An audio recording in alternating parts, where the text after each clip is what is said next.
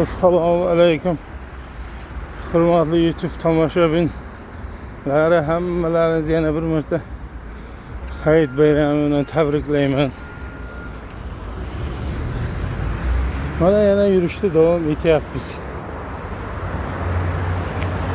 Yuraveramiz mana shunday. Ertalab, kechqurun, ertalab. Mana shunday sog'liq uchun har qancha mehnat qilsangiz yaxshi. Bugun hammalaringiz mehmondorchilikka borib, mehmon kuzatgan bo'lsalaringiz, go'sht ko'vrak yegan bo'lsalaringiz, yurishga chiqing. Ovqat hazm qilib,